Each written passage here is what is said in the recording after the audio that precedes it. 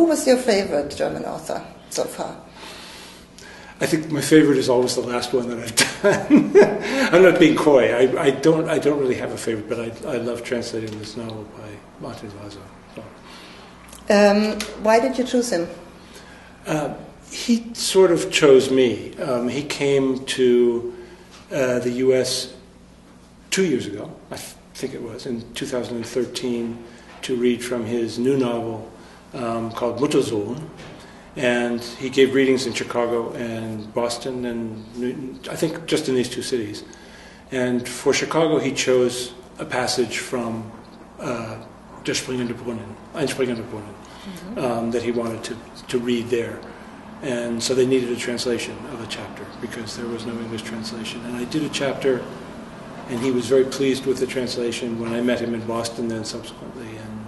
And we went in search of a publisher. And you fell in love with the text when you did it? Or, I did, yeah, exactly.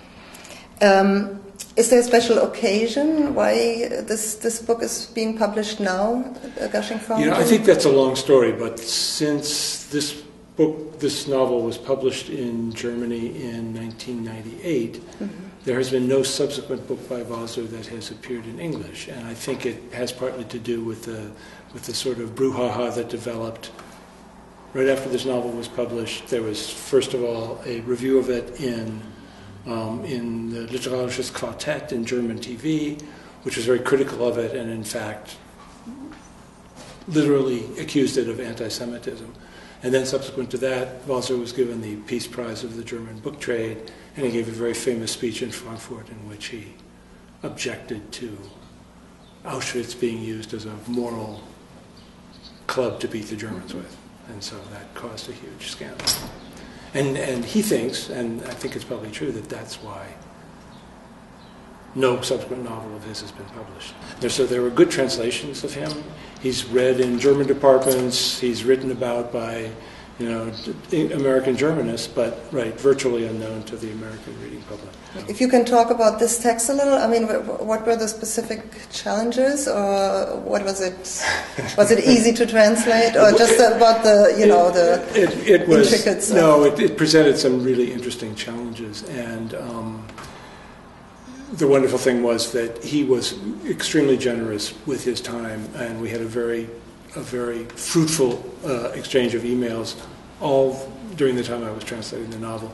I think the biggest challenge was what to do with the Alemannic dialect which appears in the novel, because there's no real good equivalent in English, and so but he actually builds into the novel a really useful device for instance, North Germans who might not be able to make head or tails of a sentence in dialect, and that is that there's most of the sentences in dialect in the novel take place during conversations in the restaurant kitchen, which is a sort of a central location in the novel.